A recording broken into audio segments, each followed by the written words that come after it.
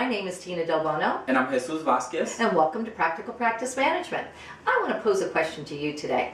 What would you do if you are a manager of a business and all of your staff members decided to stop working for 5 minutes and left you holding the ball? Would you be able to complete everything that you needed to successfully to serve your patients, to serve your customers, those people in your place of business? Probably not. But that's exactly what happened to Leon, one of the main characters in Greg Blencoe's book, The SuperManager.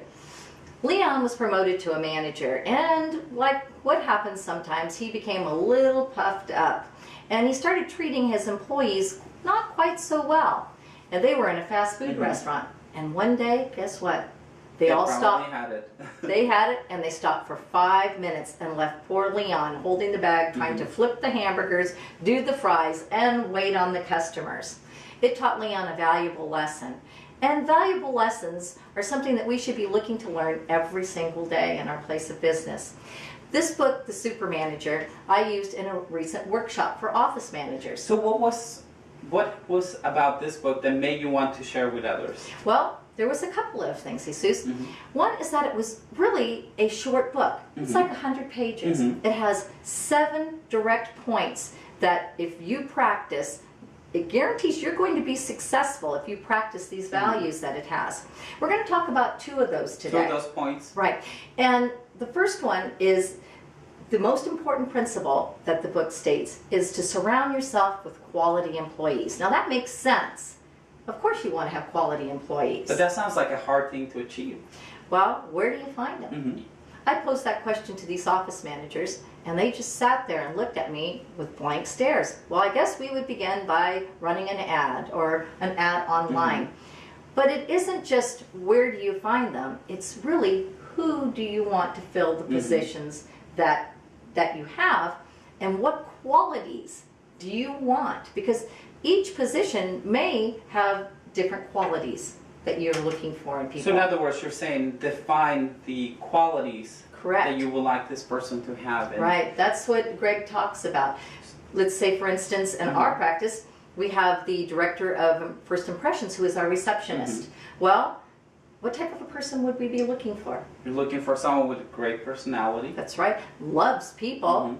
Can ask people for money because they need to. Is always bubbly and up. Who's efficient, who can keep their desk neat. You're right, so we would be looking for somebody with those type of qualities. So if you're just running an ad and expecting for people to walk through your door and be exceptional employees, that sounds really challenging. So how do you really find them? Well, they're really all around. And Greg says that in the book, they're everywhere. I would start looking for a receptionist, maybe at a bank, maybe at a fast food restaurant. You know, the person says, "Hi, how are you? Welcome to McDonald's," you know. Somebody who has a great personality. If you find someone with a good personality and they have values and ethics, you can pretty much train them to do anything. And I like what he said in the book. It said, hire for personality and train for skills. That's right. And then once you have them, how do you treat them? You've got to treat people good. You know, we practice the golden rule. And which is very important. And it's worked for us. Treat others as you would want to be treated. And that's how you need to treat, you know, any staff or employees or your boss. Don't do things that you wouldn't want done to you. The second point that I want to talk about is leading by example. That sounds a lot tougher than it is, because it sounds. Not every day does your office manager or supervisor have the great personality. We have flaws and we make mistakes too.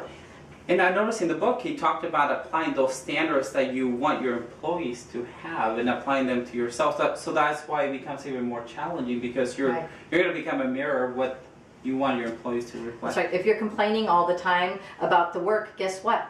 Your employees are going to be. That's right. You know, if you're dressing, you know, with clothes that are wrinkled, you can't complain if they do too. You know, you need to be able to hold yourself accountable for the mistakes that you make. What about how do you treat your customers in front and behind doors? And behind doors, that's true. It's very true. If they see that, you know, you're phony to your customers, and once they leave, you say things about them, guess what? They're going to start doing the same thing. What about how do you hold yourself accountable when you make a mistake? Do you own up to that and make that a value of your business. Well, to own up to mistakes. Absolutely, and I think you would be able to attest to this, that I'm usually the first one to say, ooh, I made a mistake, and you know what, everyone else follows suit. Follows, yes. You know, it's okay to make mistakes, that's how we learn. But this was a great book. My workshop turned out really great. In fact, you sat in on part of it.